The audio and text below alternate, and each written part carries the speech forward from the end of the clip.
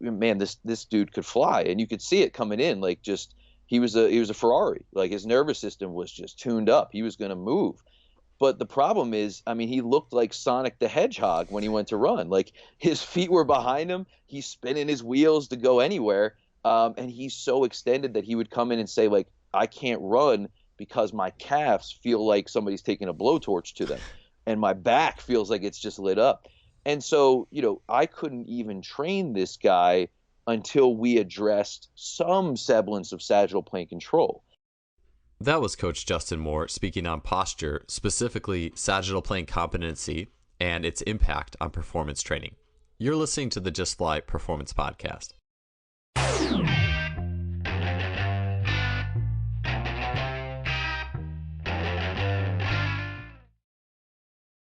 Today's episode is brought to you by SimpliFaster.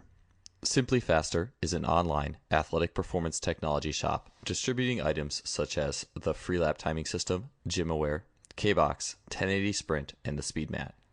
I've gotten many of these items from SimpliFaster and can confidently say that they make today's best training technology available to everybody. The Freelap timing system has revolutionized both my practices and my athlete assessments, allowing me to look at the 10-meter fly capability of dozens of athletes in a matter of seconds. It is wireless, compact, portable, and incredibly versatile. The K-Box and 1080 Sprint are fantastic tools for any coach looking to build speed, agility, and implement training scenarios that go beyond the traditional weight room. The 1080 Sprint is being used by great coaches training some of the fastest sprinters in the world, and it truly represents high-performance speed training. I can personally attest that SimpliFaster's customer service is second to none. Christopher at SimpliFaster responds quickly to queries, and anyone who makes a purchase from SimpliFaster is in good hands. If you want to acquire some of the best high-tech training equipment available, stop by SimpliFaster.com. That's simply with an I, faster.com. They are the future of coaching technology. Welcome to episode 124 of the Just Fly Performance Podcast. This one is all about speed training, posture, and athletic asymmetry. If you've ever asked the questions, why does the fastest man in the world have a very asymmetrical stride? Why do athletes often veer off to the right when they're coming out of the blocks or coming off a three-point stance for a combine? Or when do we want to make a big deal of when an athlete may have a postural issue or something that may need to be have time corrected? This is the show for you. We have back Justin Moore. He is the performance education coordinator at Parabolic Performance and Rehab, and he also works with their NFL Combine athletes.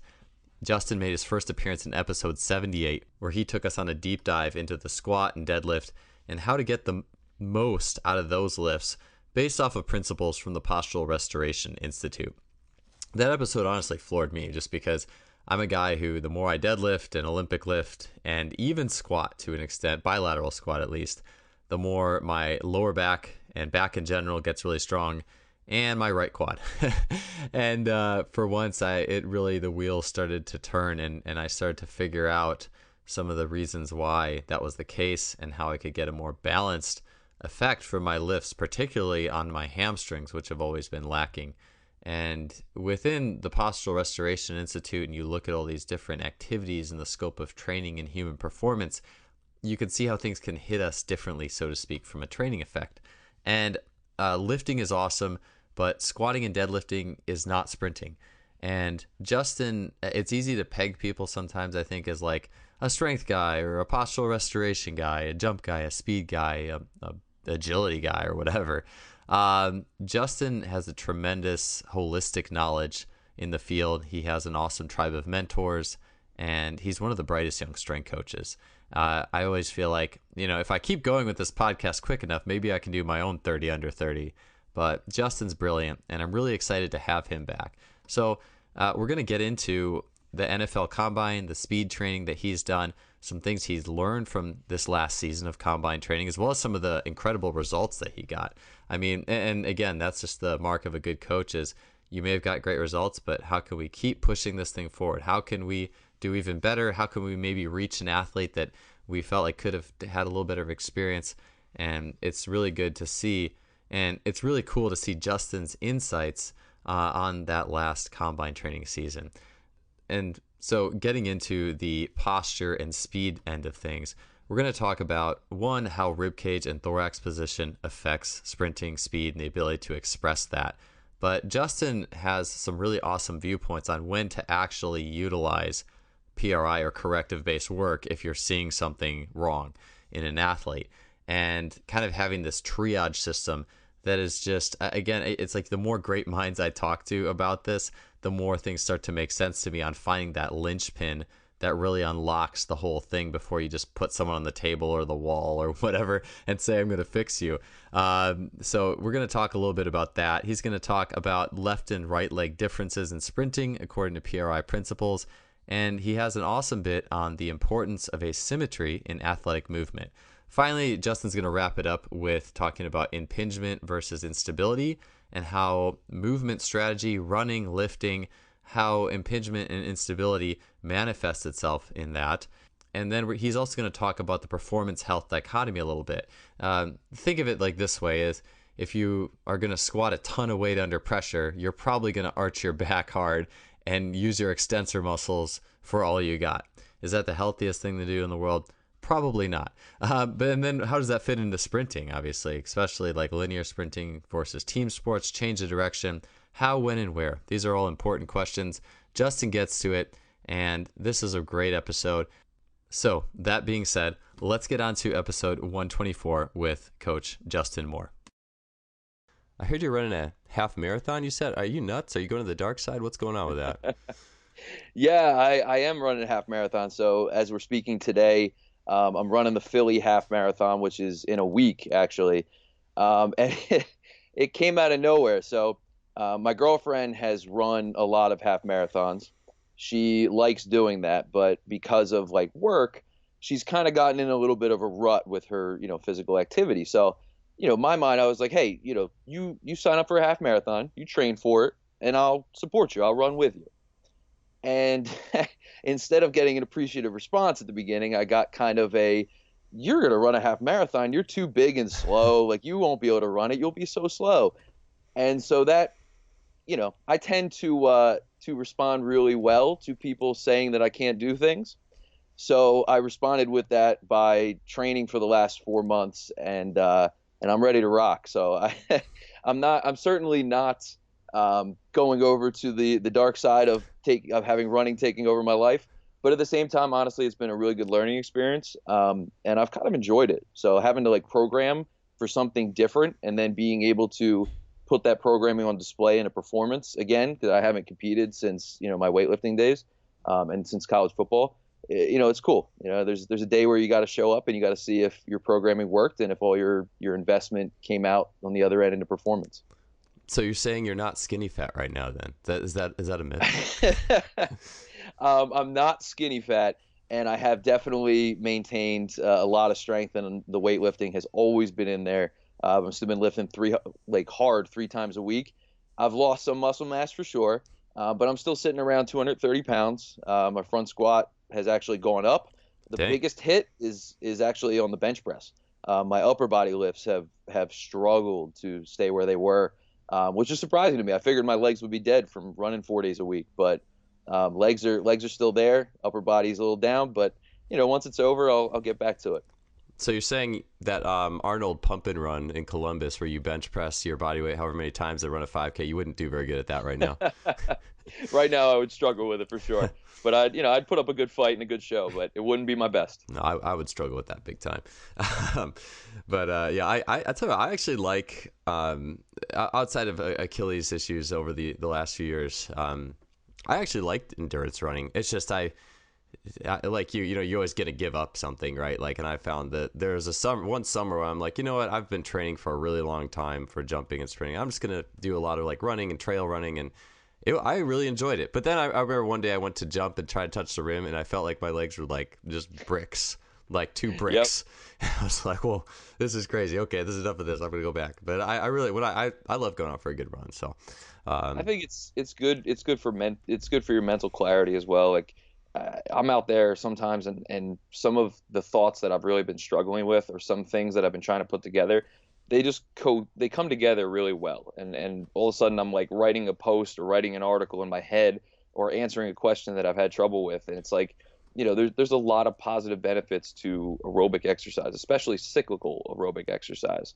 And I think to an extent, some of the things that have been out there in the industry about like, oh, well, you don't need to do distance running or cyclical work. Like you can just do these circuits.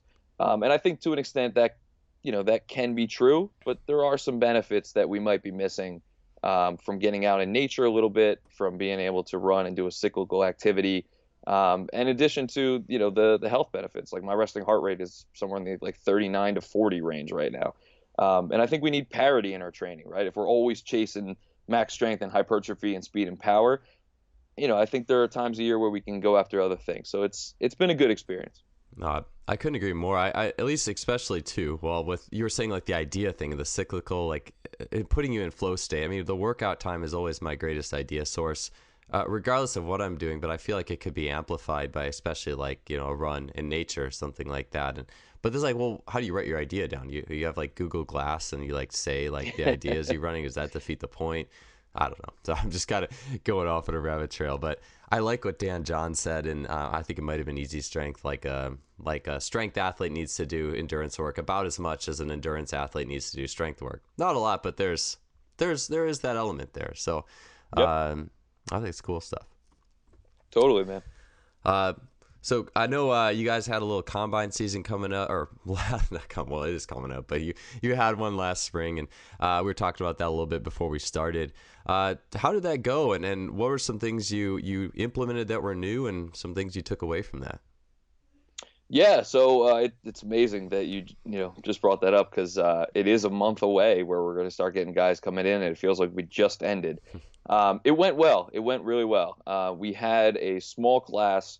A lot of guys who were, fringe guys. And so I enjoyed working with that type of athlete. I can identify with that type of athlete as coming from, D3. And, I was always the guy who was willing to put in the work, but I didn't have as much talent as other guys. And that's okay. So as a coach, you enjoy doing that. We saw a lot of really good progress. Like we saw guys improving 40 times, improving 5-10 5 times, improving 3-cone times, getting their bench press up. Like those numbers all went up. And I mean, some of the numbers were just crazy. Like 3-cone and shuttle, we were taking half a second off of guys' times. And the 40, we were taking 0.3, 0.4, 0.5 off of guys' times. And so I think this year, I really feel like I came into my own a little bit from a technical perspective, from a sprinting perspective, as well as the change of direction drills. When I first learned about these combine type drills and started getting involved in them, the coach who was running it and who had the connections and who taught me these things, let me put it this way, he tended to violate physics with a lot of the things that he was teaching, but I was a young coach and I didn't know any better, so I just went along with it. And over the years, it became very obvious, and this was something that happened when Cody and I were working together on the Combine project a couple years ago. We realized we were actively making guys slower, and that was a very potent moment in my coaching career because I felt like I was just doing a massive disservice. So this year, I felt like I was more confident than ever in the things I was teaching. And I have guys like Lee Taft and John Hudak, who was a student of Lee Taft's, as well as just all of the other sprint coaches out there who are putting out great information to thank for that. But I felt really confident in it, and the numbers reflected that. So that was really good, and I was very happy about that. Some things that I think I would improve on next time, and yeah, I mean, a lot of guys killed their pro days. Like the numbers were fantastic. Not a lot of guys stuck on rosters, and that's another thing as a coach of these combine things. You have to realize you can only control so much, right? You can get the guys 40-time grade and shuttle and 3-cone are killing it. Their angles are excellent. They understand how to get out of a cut and load and unload, but they got to be able to play football at a really high level, and sometimes you can't control that. So for these guys, though, there were a couple things that kind of happened that I've been reevaluating throughout the year. And I think my inclusion of isometrics, my inclusion of some of the flywheel training, and just in general, placing too much stress on the athletes in the weight room still, I think, detracted a little bit from our ability to utilize frequency in training on the field and in the plyometric or jumping realm of things. And I think that was really illuminated for me in a conversation I had with Aaron Davis, where he was talking. I was asking him about hypertrophy, which I think we'll get to later, so I won't go off on that. But he was basically saying like a lot of people push the envelope in the name of hypertrophy in this case, but they do so in a way that accumulates so much fatigue that you can never use frequency. People can only train 2, 3 times a week, maybe 4 at most. And he's like, if I accumulate more volume because I can use more frequency, because I'm not always tapping people out. And in his case, he's using Moxie monitors to measure oxygen recovery. And he's doing a lot of other things as well that allows him to control the quality of the reps and to know when to shut it down.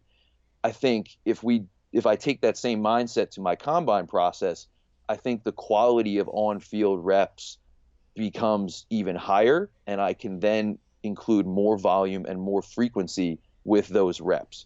And I think some of what we were doing in the weight room is still in the name of, these guys are just used to lifting heavy weights, and so we're going to lift heavy weights because heavy weights support jumping and running. And I think the more I get into this, more I realize in some cases that's just not the case.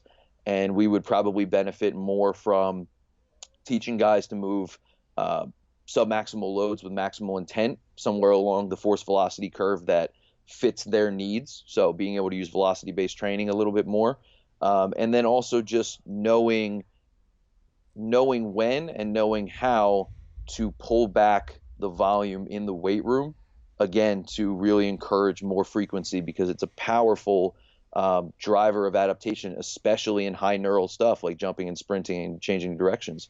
But I think, we keep getting better every year at what we're doing, but every year I'm always looking for a way that I can improve kind of my system. And I think going into this year, that's going to be a big goal of mine is taking myself out of the weight room a little bit more, only giving what they absolutely need to support what they're doing on the field and, help to improve resiliency and injury prevention, but then putting the focus where it needs to be.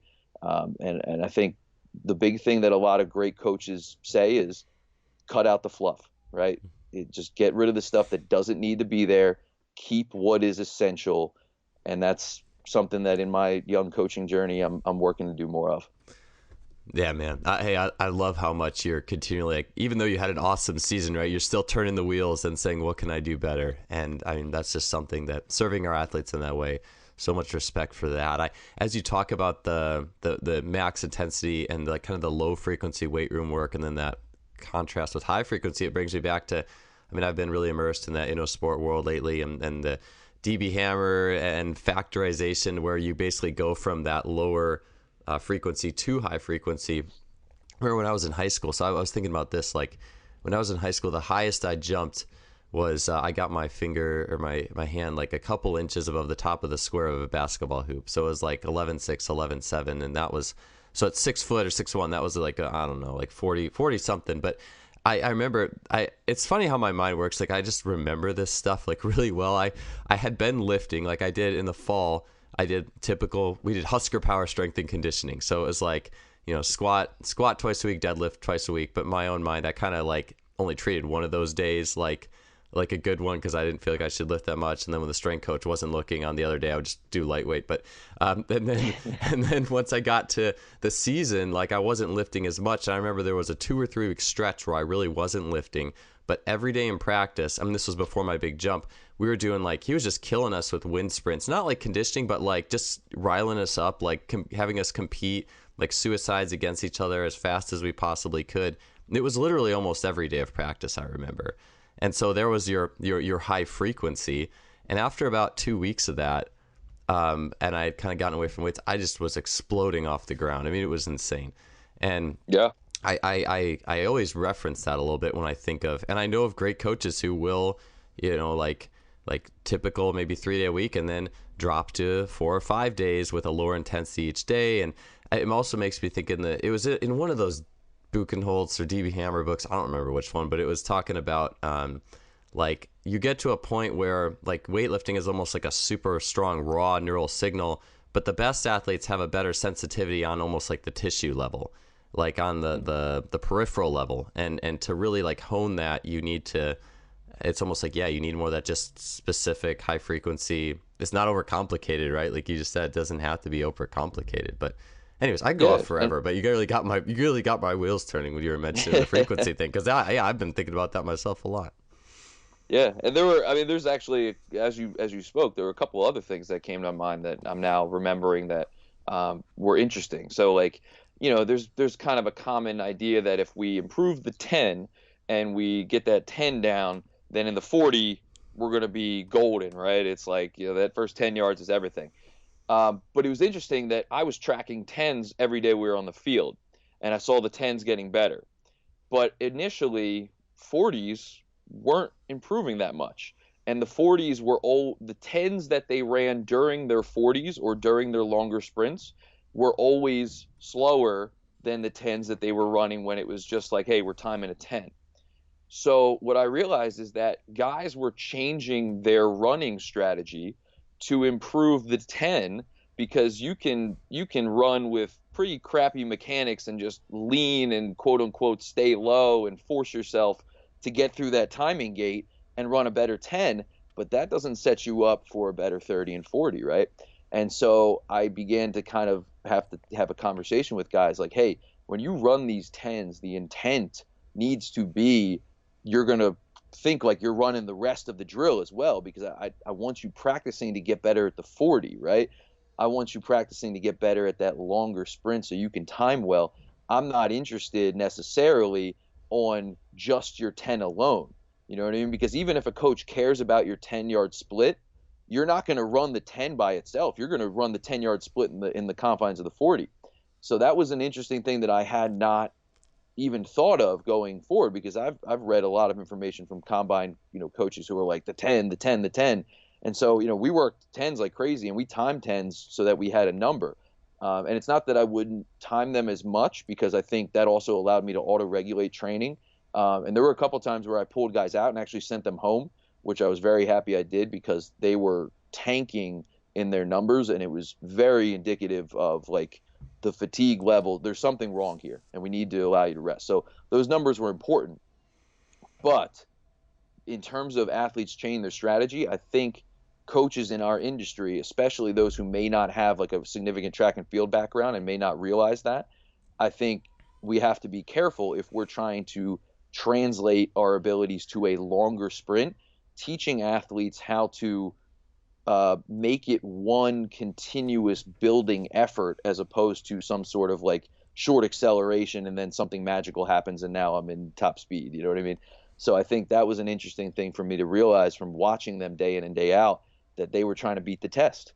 And they were finding ways to do it really effectively, but it was compromising their technical ability to set up the rest of the run. You're listening to the Just Fly Performance Podcast, brought to you by SimpliFaster.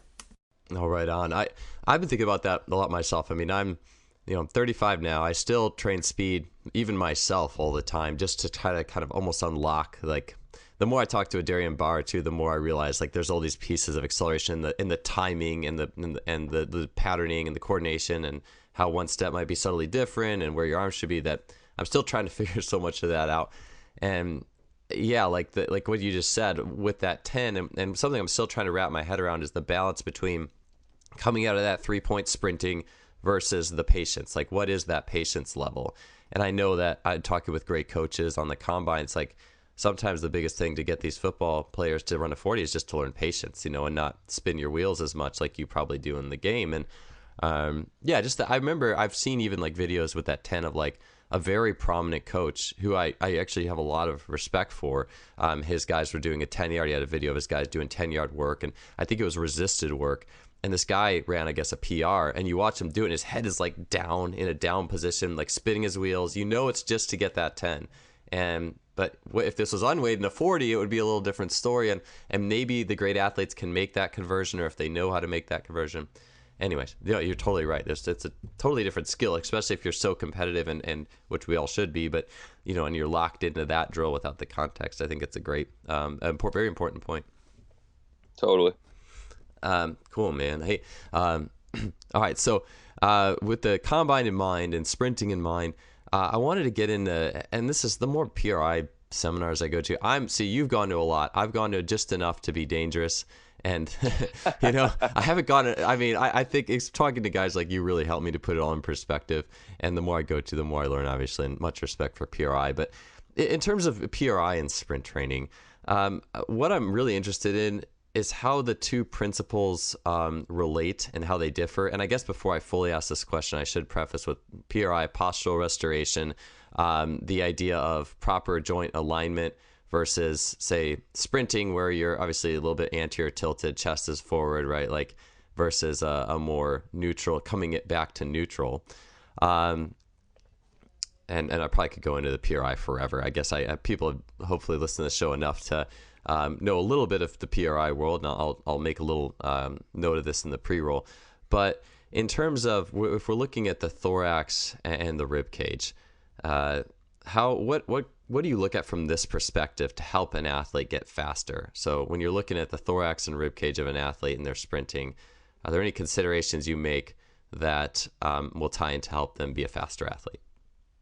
Yeah, so this is a great question. And my answer might surprise some people a little bit because it's going to be relatively simple, at least in my mind.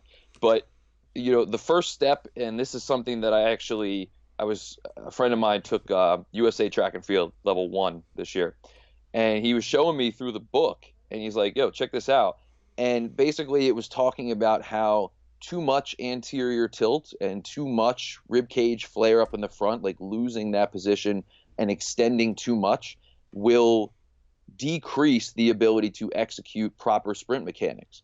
And I'm like, okay, so track and field coaches have appreciated this for the longest conceivable time. I mean, Charlie Francis was talking about this, a long time ago, how if you're too far forward, if you're too anteriorly tilted, rib cage is too far up, you're going to have increased backside mechanics. You're going to have increased ground contact times. You're going to have a situation where you can't impart as much force to the ground effectively as if you are being able to execute those frontside mechanics that we're looking for, right?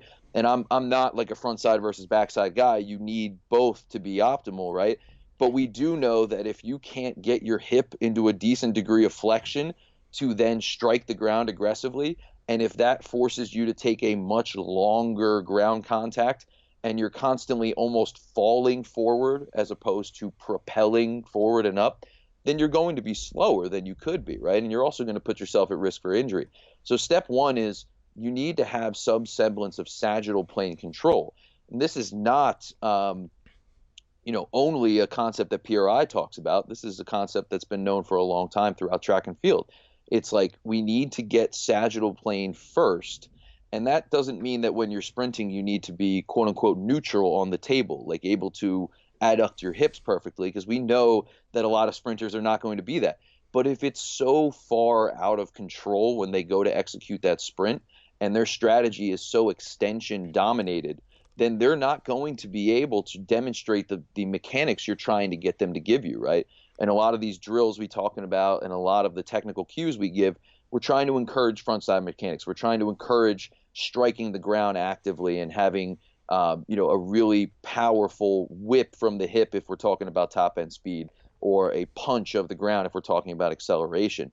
You're not going to be able to execute that if you're so extended, right? That you are, and kind of the way we can look at it is, if I'm anteriorly tilted at the pelvis, then I'm going to already begin in a position of hip flexion. In the last podcast we did, we talked about kind of the elevator analogy and getting on the third floor of a 10-floor elevator and asking it to go up 10 floors. I'm out of room. It's not going to happen. And so I'm constantly going to be spinning my wheels, spending more time on the ground, and not imparting much force. So sagittal plane is key. And you mentioned the rib cage.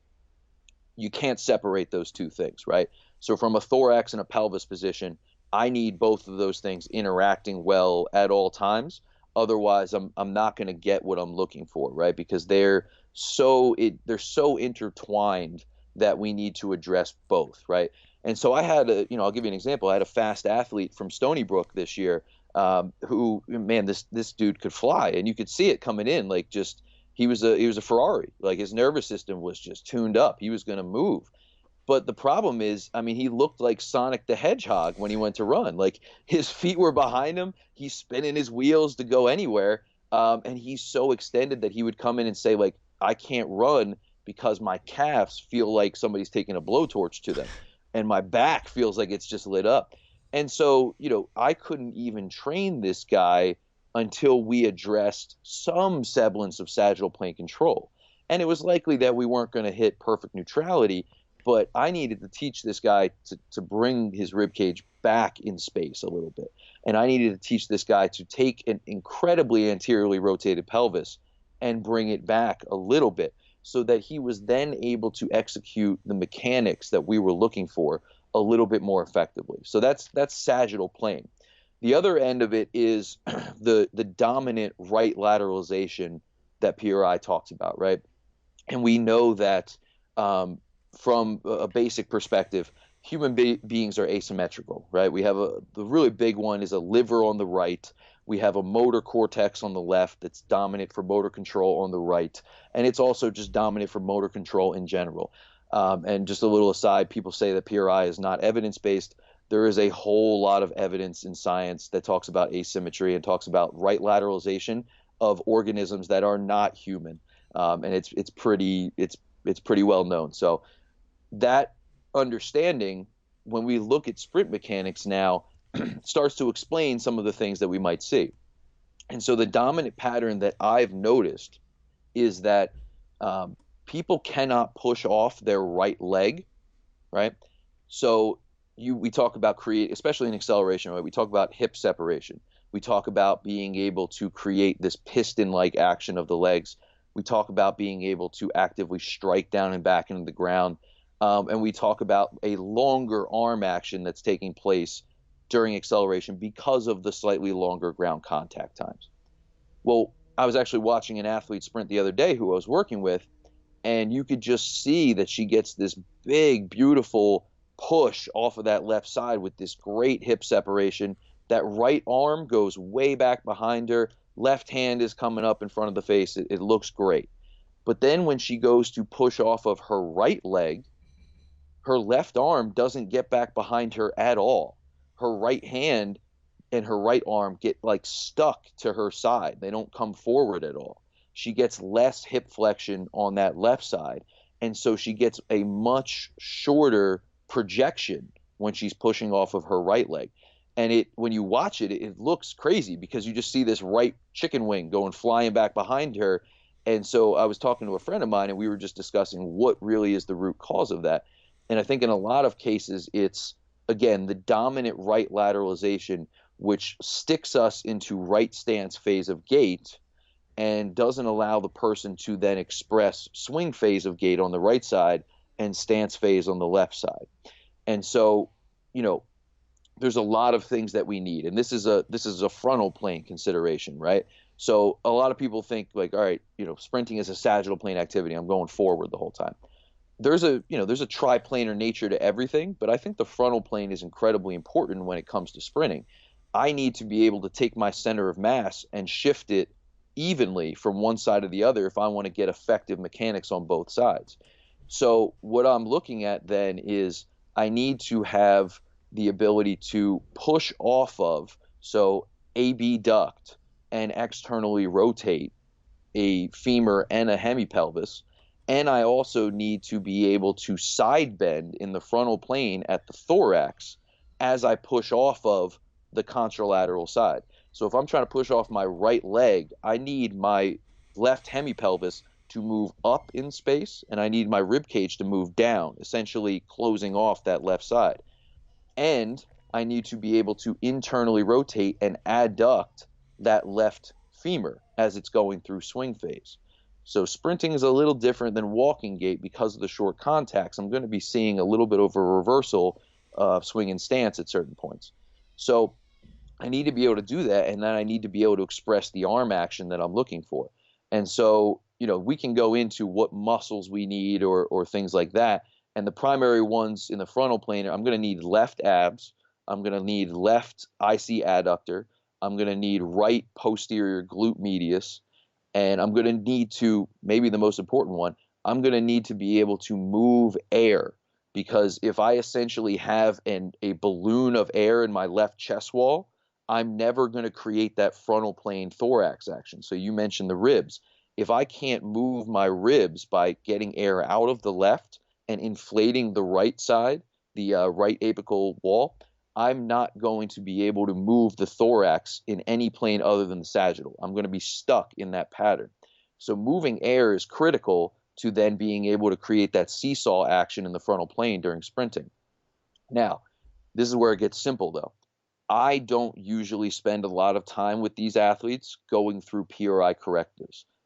I simply coach sprinting, right? And I think sometimes if you're able to coach good mechanics and you train properly, you can clean these things up.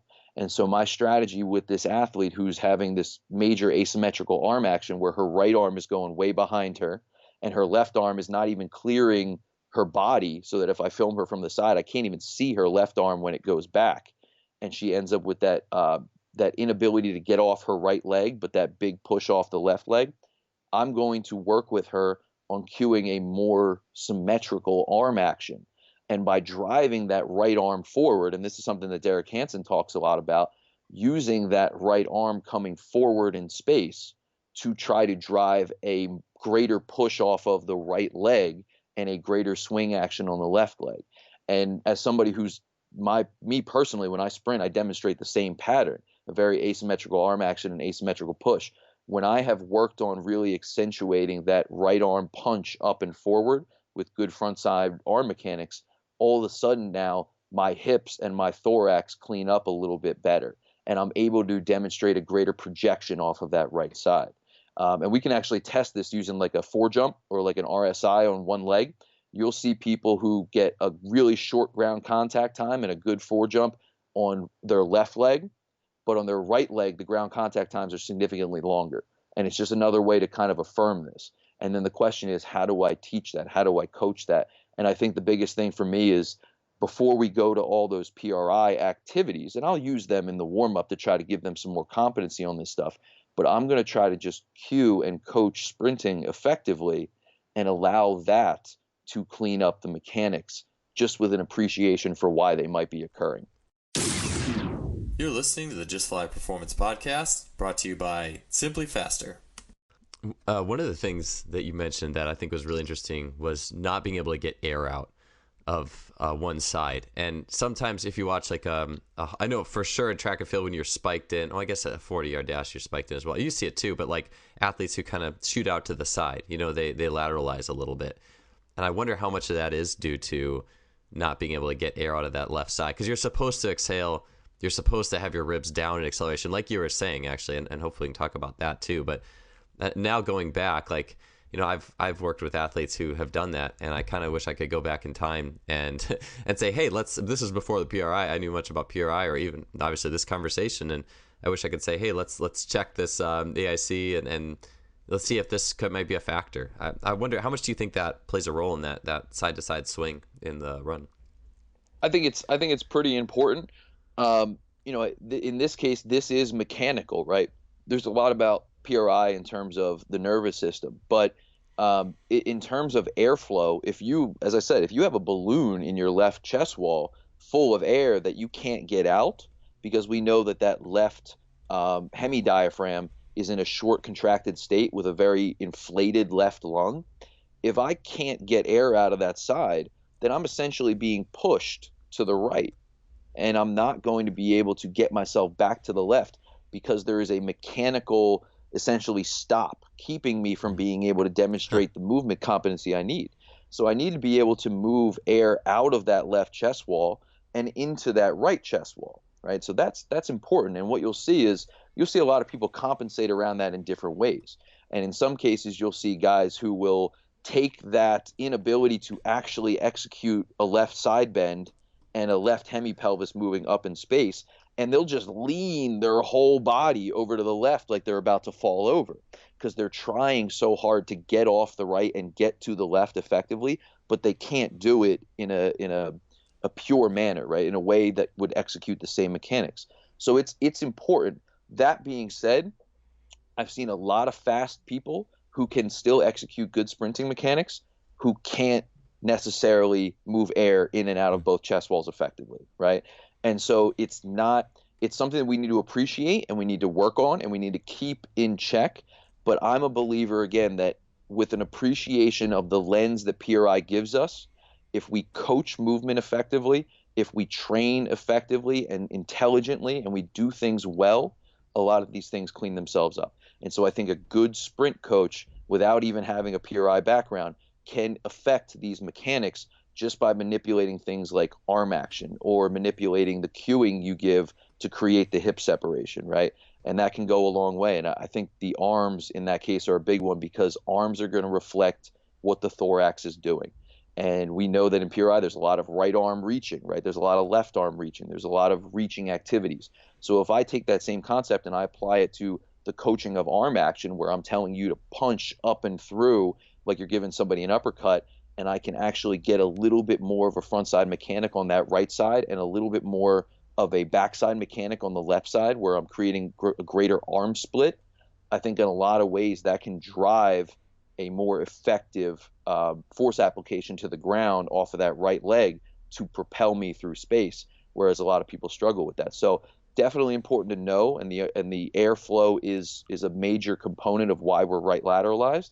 But I think that good mechanics can really go a long way to improving that. Yeah, I like that answer. And yeah, you definitely see if people are swerving, it's almost always out to the right. It makes sense. But I also like what you said because part of my brain goes, oh, shoot, if you do that, well, let's get you on the wall and do wall breathing in the left hamstring and feel this and that. But I'm like, after going to Pat's seminar, because I went to Rethinking the Big Patterns in August, and one of the things I was talking about Pat with was like, and even the last podcast I did is like, I don't really want to bring up your weakness unless I absolutely have to. Like, if you can fix this without me saying something, then awesome. Like, that's better than saying, okay, well, this is off and this isn't like dysfunctional, quote unquote, and you're not doing this, and let's get you on the wall or let's get you reset. If an athlete, a good athlete, can do it, then they can do it. Like, I think that's important. And not overcomplicating things, right, too, because the simplest answer is the best one. Exactly. And if I can avoid regressing you all the way down to like laying on the floor and not moving, especially during a sprint session, it's, that's a good thing, right? So take the smallest regression we can and let's see if we can coach it first. Let's see if I can change the environment first. Let's see if I can change the task first. Maybe I'm doing a resisted sprint, which allows them a little bit more time to feel what I'm asking them to do, right? Like I'm asking them to make an alteration to their arm action, right? Maybe I'm asking them to push a little longer through one side, or I'm asking them to drive that right hand up in front of their face. And at sprinting speeds, they can't do that yet. It's too quick, right? It's too reflexive. They don't have time. So maybe I slow them down a little bit by using resistance, and now they have the time to feel that. And now they have the ability to feel that. And then I put them back into the drill and I continue to cue that. And now it cleans itself up. And I didn't need to go all the way back to step one. That doesn't mean I'm not going to use that at some point, right, during a corrective movement session or a regeneration session or at the beginning of the workout to try to get them to understand the movement of air and the movement of ribs and the control of their pelvis. But I think in the context of a session, the less we can regress, the better. And we got to try to coach it first before we take them out of the drill totally. And I think that's something that good coaches have been doing for a really long time. Oh, yeah, right on. Something I like, too, that, I mean, this makes all the sense in the world. And I think it's super important. Maybe not as much for the 10. I'm not entirely sure, but for sure for the 40 and absolutely damn sure for the 100 meters and track folks is what you mentioned about if the ribs are flaring out in those first few steps, you're not going to get front side. And something I've been talking a lot about with the Darian Bauer about, and I'm definitely a firm believer in this, is the high knee driving action is more important in those first few steps than it is when you're actually full upright running. Just because the high knee when you're full upright running takes a little bit too long to put back down. And some athletes do, some athletes don't. But if you can't do that in acceleration, and it definitely makes sense that if it's, and maybe good track coaches just correct it with the breathing drills, like get a good strong exhale in the first 20, like you see that in track and field, exhale the first 20, and maybe that can clean it up. Maybe that can help you. But I don't, for some reason, which is funny because I've been through the PRI, I've talked to you and Pat and been through this, but like maybe I just never put two and two together exactly like that till now. But that how important it is to get front side acceleration, very driven with the rib cage mechanics and the breathing. And I guess whatever the simplest solution you can use to get there is certainly the best. Exactly. Like if I can cue an arm or I can cue a leg, a thigh punch or drive a knee forward like you're breaking out glass. Again, we have to appreciate that appendages are going to reflect the action of the rib cage and the pelvis, right? If I reach a right knee forward, I'm going to be anteriorly tilting, externally rotating, and abducting that right hemipelvis, right? And same thing with a right arm, right? If I drive that right arm reach like we might use in a PRI activity, I'm using right serratus to drive frontal plane action to the left to allow my left abs to pick up leverage, which will then give me a left ZOA and allow me to get air out of the left side and then take a breath into the right side while my serratus also externally rotates my right upper ribs to expand the apical right wall. And so like all of that is very complicated PRI type concepts that you have to go to a course to learn, or you can just cue that right arm front side action. And a lot of times it helps to clean things up, right? And you may not necessarily know exactly why, but it makes sense because you're taking advantage of that alternating reciprocal function of gait and you're allowing for a greater push off of the lower body and you're allowing for greater frontal plane and transverse plane rotation of the trunk, which we all know you need to execute good sprinting mechanics. It's a symphony. It's a symphony of the entire body. And sometimes just by cleaning up or giving a cue that accentuates one part of that, like a front side arm action, can make a drastic change to how the athlete organizes and executes every part of the sprinting movement. Yeah. Oh, yeah. It's definitely a beautiful thing how the body can sort and solve those problems of itself. I was going to ask you too, and this was cool with the RSI because I've always seen this. And well, you mentioned this, and it got me thinking.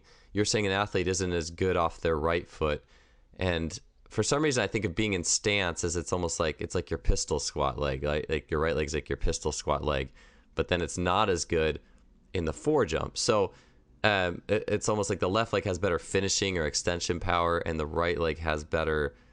I always trying to figure. Can you explain or clarify a little bit of that? How like what part of the push does each leg kind of tend to do better at? Is it the right leg more the rear foot, or how does that exactly work? So if you think about what kind of we know about PRI in terms of the left anterior chain being facilitated and the right one being inhibited, the left AIC, that chain of muscles that PRI talks about so much, is your swing phase chain. Okay, your right leg therefore is stuck in stance phase because we are alternating, right, and we are reciprocal alternating beings. So essentially, what that means is whatever I'm doing on one leg, I'm doing the opposite on the other leg. And so we know that, for a number of reasons, we are biased into right stance phase of gait. So I'm really good at being on my right leg. I'm really good at being there and being able to hold stance phase on the right side. I'm also really good at getting off of my left leg, right? Because that anterior chain is facilitated as well. If we get up into the thorax, right, I'm left trunk rotated. I have a lot of air in my left apical chest wall, and that is literally pushing me in the frontal plane to the right, as well as rotating me back to the left, right? So for all those reasons, I'm awesome at being on that right side, and I'm really not all that good at being on that left side. So think of it this way. If we look at a forejump, right, that's about being able to quickly get off of whatever leg I'm on, or if it's bilateral, then it's just about being able to quickly use that elastic response to get off the ground. I'm really good at getting off of my left leg because my left leg is in a phase of gait called swing, right? So if I do a forejump, you're going to see a lot of athletes that are very bouncy and elastic, and they just fly off that left side really effectively. But then when you watch them do it on their right side, it's almost like they're stuck in mud every time they hit the ground because they can't get their center of mass back off of the right leg to the left. So every time they hit the floor, they're right side bent. they're buried in right stance phase of gait. They have a right adductor that won't let go. They have a right medial hamstring that won't let go. They can't use a right posterior glute med to help push themselves in the frontal plane off of the right side to the left. And they can't get air out of that left chest wall, and they're buried over to the right. So for all of those reasons, it's essentially like I'm good at being on that right leg. I'm stuck on that right leg. And when I go to have to do something that forces me to express the ability to get off of that right leg in the frontal plane, I'm not going to be particularly effective at it. So you're going to see those like short ground contacts, that really elastic, powerful response from a lot of athletes on the left side. But when you go to track it on the right, you're going to see guys who look like they're just like buried over there and stuck in mud. And if you can look at the numbers, but you can also film it, and you really see the difference, the asymmetry side to side come out in something like a 4 jump. That's cool. I like how you explain that through the PRI lens. I think about, and how you would communicate it to an athlete probably would be whether or not they could do what you want without having to get there. But I think a lot about asymmetry in some of the world's like best 100-meter athletes, like Usain Bolt, Safa Powell, even, or you watch a lot of great 40 runs, and there is like a subtle asymmetry from side to side, or there is a toe drag as a result of like, and maybe this is like a level, if you had like a pyramid and the bottom of the pyramid is the PRI and the internal cueing and everything, the way it plays you, the last resort to go to fix somebody. The kicking, like just like the reflex to kick a soccer ball, which leg do you plant off of? Which leg is your kick leg? I think that plays a substantial role in starting, and which leg, which leg is short and then which leg kicks long. And I think that maybe that's almost like, if it's almost like a higher tier, and then I don't know. I'm just kind of rambling, but that's something that I've been playing around with a lot. I learned from Darian Barr, and just the subtle asymmetry in the start. Obviously, like the girl you were talking about, like couldn't even get her hand to, couldn't even get her hand to neutral. So that's like a totally different world. But kind of, and it's her strategy, right? Like that's what her brain recognizes she needs, because it recognizes that it needs to be, it's over on that right side. It likes that right side. It wants to stay on that right side, and it's not able to get to the left, right? And so she does a great job of pushing off of that left and creating all of the mechanics associated with getting off of her left leg to get back to her right, right? And then when she's on her right leg, she can't really get back to the left. So all of the mechanics are going to reflect that. And it's like, what can I cue, or what can I do that is going to encourage her to be able to create the biggest chain reaction that cleans all of them up, with me saying the least, right? Yes. And there's another idea in coaching that is like, asymmetry is bad. Asymmetry is terrible. And I'm definitely not a guy who's like, asymmetry is like, just leave it alone. You know what I mean? Like, we're all asymmetrical, just screw it. We're going to be asymmetrical. Like, there's a range of acceptance. If it's a massive asymmetry, we need to kind of corral it a little bit, because that can be problematic. But there's a guy named Ian McGilchrist who wrote a book, and I'm blanking on the name of it right now, but Pat Davidson has talked about it. Oh, it's called The Divided Brain and the Making of Western Civilization. And I listened to an interview with him, and he basically said there's an old adage in biology that asymmetry pays. And through conversations with Pat and conversations with my friend Mike Camperini, we've talked a lot about the fact that, going a little deep here, asymmetry may have been the driver of the formation of the universe, right? Asymmetry, without it, there's equilibrium, right? And we just stay stagnant. Nothing changes. Asymmetry is what allows us to move through space. Asymmetry is what allows us to progress and change. Asymmetry is an incredibly important adaptive response. And if we look at throughout the animal kingdom, and that's really what this book that Ian McGilchrist wrote was about, was asymmetry in the brain, asymmetry throughout the animal kingdom, and how in biology there is a reason for asymmetry. Asymmetry is a very adaptive thing that allows animals to thrive and allows organisms to thrive. And so we need to appreciate that asymmetry is not bad. Asymmetry is necessary. It is part of all of us. And we just have to know when enough is enough, right? And how to corral it enough that we can still perform effectively without massive compensatory strategies that may lead to injury or problems.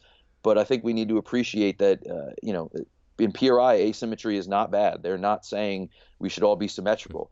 They're saying we should be symmetrically asymmetrical, if that makes sense. We need to control it. Yes, We yeah. need to appreciate it, but we need to not let it get out of hand. But we need to know that it's necessary and it's adaptive.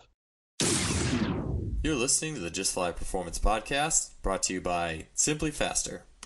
Yeah, it's like what Jake Schuster was saying with the force decks. It's like it's normal for an athlete to be asymmetrical. Like a long jumper's hamstring of their takeoff leg will be way stronger than the other side. It's just if they show up one day and that typical asymmetry is way out of whack. Like if you were usually 10% and now it's 15, it's like, okay, now whoa. Like, but Yep. yeah, learning like the body is like the yin and the yang, or like anything you can. I always like anything you can take into a universal principle, right? Like anything you can pull out of life and put in coaching. That's like a double like bonus points moment because it's like more universal. But like the idea that one side of the body gives and the other takes, like, and you apply that to the start or a jump or a sprint, as long as it's not, too crazy, right? As long as it's not injurious, as long as it fits with the high performance model that you see in the elites, I think it's rad. And it's just cool. I almost feel like you could make like a pyramid, right? Like what to coach and when. This would be a cool article, right? Maybe I'll have to bounce some ideas off you, but like the top of the pyramid is just let the athlete go, don't say anything, right? And then it's like, okay, here's some external cues, or here's something to feel that's not related to PRI yet or internal or anything wrong with you. And then you could go farther and farther down till you maybe finally get into internal cueing and the PRI stuff for somebody who absolutely needs it. You keep swinging off to the right and I can't figure it out. So let's go do this for, before practice. But like Dan John said, like you don't bust out the foam roller when you have max squat day, like you don't want to put those two things together in the same piece, like you kind of mentioned before. And you hit on a couple really important things there. Number one, I'm lucky in that I have PTs right across the room from me, right? So I don't have to always be the guy who's spending all the time working internal cueing, PRI activities, or mobility activity, whatever we want to call them at this point. Movement, let's see, I don't even like corrective anymore, but some sort, we're trying to implement a new strategy or a new motor control strategy, or we're trying to open up a window of movement opportunity for this athlete. I don't always have to be that guy because that is what the PTs do well, and it's part of what they do in terms of the time of things. So there's a symbiotic relationship there that allows me to focus on the coaching end of things and the technical execution and how I can affect movement from that way, while maybe they're spending a little more time saying like, hey, let's slow things down. Let's take you out of a dynamic environment. Let's allow your system to take the threat perception off and really learn what we're asking you to learn. Because I think when you try to do everything, you end up losing a little bit. You know what I mean? And it's important for me to have that knowledge, but it's also important for me to say the context of the situation dictates that the PT is going to be able to do this a lot more effectively than I can because they get a lot more time for it. At the same time, what you hit on there is huge. In terms of asymmetry, it's important to know the bandwidth, as many coaches would say. You have to know the bandwidth of the asymmetry that the person usually presents with, right? A little asymmetry is okay, and even substantial asymmetry is okay in some athletes if it's relatively consistent, right? If one day they show up, as you said, and it's way outside of the realm of what it's been, that's a huge red flag, and that's something you have to look at as a coach. But just to say that any asymmetry is a problem is not necessarily the case. There are some athletes who present with massive asymmetries all the time, and they're totally fine, right? They're able to load effectively, and that asymmetry, and I mean, throwers are a perfect example of this, that asymmetry allows them to excel at their sport. And to try to take that away from them would be at best a waste of time, at worst, possibly hurt performance. So I think, again, we have to keep it within a certain bandwidth, and we have to monitor it and know that it's not getting outside of what we deem acceptable for that person. Because just like an acute to chronic workload, or just like monitoring readiness, right? Maybe that's your readiness tracker. You see that guy come in and that asymmetry is way worse. That's a big red flag, and maybe you have to alter your program, or maybe you have to say like the fatigue is mounting, the stress is mounting. This is an expression of a system that's unable to adapt to the stress that's being put on it right now, and that's your marker. So I think, again, that just comes back to really good coaching, and Dan Pfaff has talked about that a lot, right? Just using a bandwidth and appreciating the bandwidth for each individual athlete, and what it means when they're outside of that.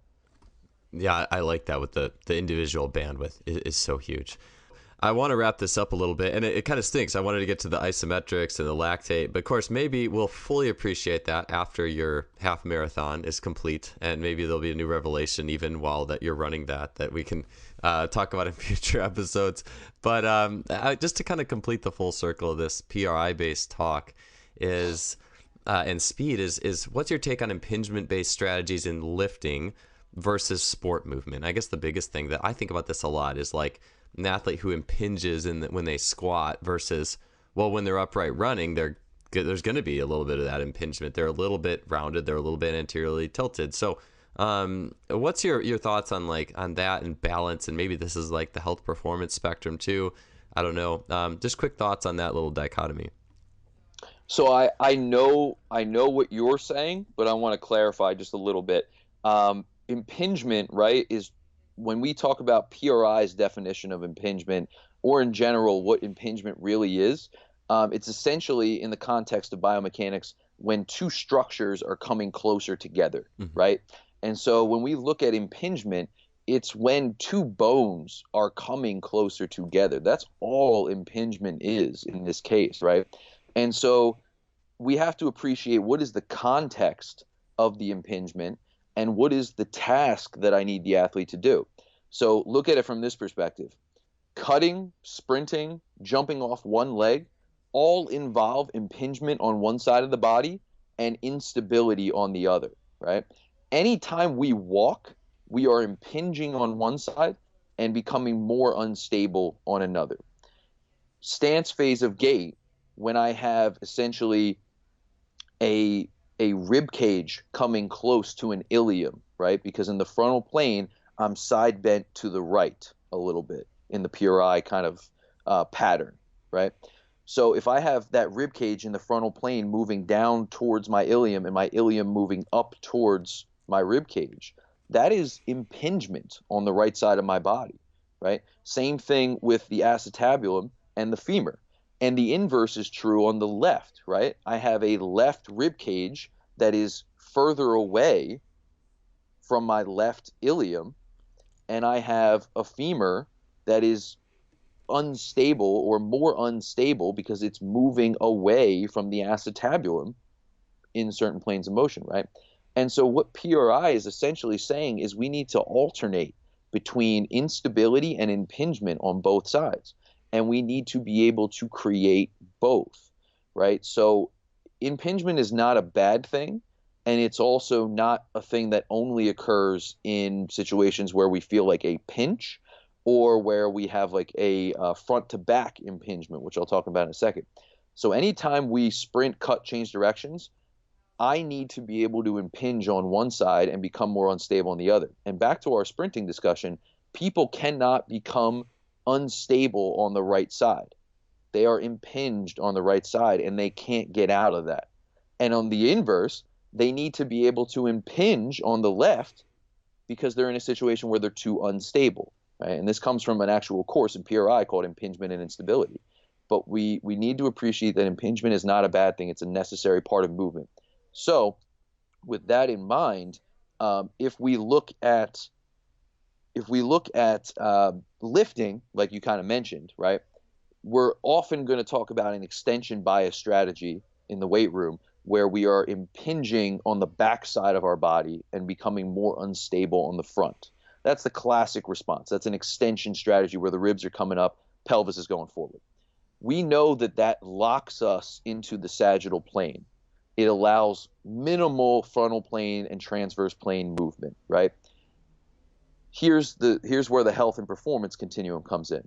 If I'm a power lifter and I'm trying to move weight, I am trying to just put more wheels on the bar. An impingement strategy, especially in competition, may be the best strategy where I am impinging on the backside of my body. Maybe that allows me to create a tremendous amount of stability where I can't move at all in the frontal and transverse plane. And I don't know about you, but I don't want to move in the transverse plane when I have 600 pounds on my back, right? That is not a good strategy. So I want to be locked in the sagittal plane. And that may allow me to put a lot of force into the bar and really keep things very well controlled, right? Now, if you are an athlete or somebody interested in health, you may not want that backside impingement with that front side instability, because that may put you in a situation where you are loading structures repeatedly in a disadvantageous position. You may also be in a situation there where you're cutting off of your natural range of motion, because again, we know that anterior pelvic tilt is hip flexion. So if I live in a massive degree of hip flexion and I try to squat and go into deeper hip flexion, I'm going to restrict my movement, right? And at the same time, it may not allow me to load to maximize the length tension relationships of muscles and the ability to express joint range of motion that allows me to load tissues in a way that will optimally absorb and adapt to stress, right? So if I'm looking for athletic performance or health, I may not want to have such a massive impingement strategy on the posterior aspect of my body while the front is becoming more unstable. But if I'm a power lifter, that may be exactly what I want. Now, when it comes to athletic performance on the field, as I just said, locking myself in the sagittal plane and impinging on the posterior aspect of my body, where literally my vertebral bodies are coming closer together, if I do that and I try to make cuts, sprint, or change directions, I'm going to be locked in the sagittal plane, as we just said, and I'm going to be restricted in my ability to move in the frontal and transverse planes. And we know that that's important for athletic performance. And there's a continuum of it, right? If I'm a sprinter, 100-meter sprinter, I don't need a ton of transverse and frontal plane movement, right? Frontal plane movement is important, as we just said, with mechanics. But at the same time, I don't need as much as if, let's say, a baseball player, a pitcher, right? That's a lot of rotation that is required of me on a regular basis. And I'm going to end up loading other structures unfavorably if I don't have that. At the same time, if I'm a soccer player and I go to cut or change directions, I need to be able to rotate and move in 3 planes of motion. Otherwise, I'm going to have problems. And now people will say, well, then how come we take so many athletes, we put them on the table, and they don't demonstrate sagittal plane competency? And where I'm kind of at with that is I need them to have enough control over it that they can effectively move, but I don't necessarily need them to be neutral before they go and do those things, right? And so, again, coming back to the original point, I think we need to be able to teach athletes, because we've all seen it. If somebody is super extended, they're going to get buried in their cuts. They're not going to get in and out of their cuts effectively. They may put their joints in compromising positions. So when I'm working with an athlete, I want to make sure that they're able to keep that within a bandwidth or within control so that it allows them to effectively shift and rotate and move in the frontal and transverse planes and express the joint actions and ranges of motion I need to affect the mechanics of sprinting that I'm trying to teach them. So I think for athletes, it's important to make sure that they can impinge and become unstable on both sides. They need to be able to keep things within a certain bandwidth depending on the goal of the weight room activity. So I don't want them always going into massive extension to perform a squat, because the goal isn't just I need to put a ton of weight on the bar. The goal is how much force can they produce with control of a strategy that allows them to load their body in an effective way to absorb and adapt to stress. And in terms of health, same thing, right? The goal is hypertrophy. The goal is weight loss. The goal is body composition, aerobic fitness. I don't need them relying on a dominant extension strategy and a posterior impingement strategy, because that may lead to unfavorable adaptations which don't support good health and wellness and movement quality and feeling good as well. So I think we can always train and get a training response within the pattern of making sure that people have a balance and are able to impinge on the front as well as the back, and they're able to rotate. But at the same time, if optimal performance in a lifting activity where it's a sagittal plane dominant activity and I really don't want frontal and transverse plane movement, then yeah, I'm going to use a little bit more of a posterior impingement strategy, especially during competition. But maybe during training, I don't, right? And I think certain power lifters do this naturally, like in their off season, maybe they're not doing certain variations of squats or bench presses or deadlifts that they know are going to stress their back, right? And they may not even realize why, but they may not realize that the reason their back is always shot when their competition phase comes around is because they're moving heavy loads all the time, and they are locking themselves into that sagittal plane impingement strategy. So it's a context driven thing, but I think it's really important to understand what impingement is when we look at that question, and then to appreciate, just like asymmetry, it's part of every movement we make in daily life, athletics, and in the weight room. And it's just about knowing what we need, and then choosing the right strategy for that task. Yeah, it's good to know. Like, yeah, we do impinge. Like, you hear impinge, and you're like, oh, I should never do that. Like, it's good to know that's a part of normal movement. One last thought, just on what you said with like powerlifters will go in even more extension in that competition. In a similar vein, I've heard the best sprinters in 100 in like high championship meet will actually have worse knee recovery to the front. And I was like, maybe it's just that fight or flight has hyper, overdrive of extension, right? Like, it just happens in that competition. But it's just cool to hear that.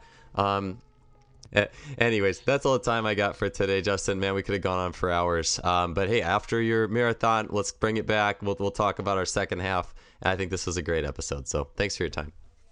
Yeah, thanks for having me, man. I'm excited to dive into some of the other questions as well.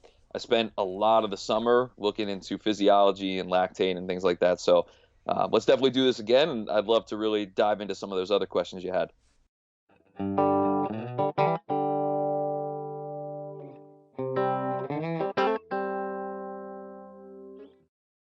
All right, well, that wraps up another episode. Thanks for being with us today. Appreciate your listenership. And it's just so enjoyable being blessed by the brilliant coaches who've been on this podcast. I've learned a ton, and I hope you have as well. If you enjoyed the show, please don't hesitate. Leave us a rating or review on iTunes, Stitcher, or whatever you're listening to the show on. Would totally appreciate it. Also, don't forget to visit our sponsor, SimpliFaster.com, suppliers of high-end training technology, Freelap timing system, K-Box, GymAware, K-Box, or the flywheel you heard Justin talking about at the beginning of the show. They have such an amazing array of sport performance technologies, so check out their shop, see what they got, and you definitely won't be disappointed with their blog, customer service, or anything they have to offer. We'll see you guys next week. Have a good one.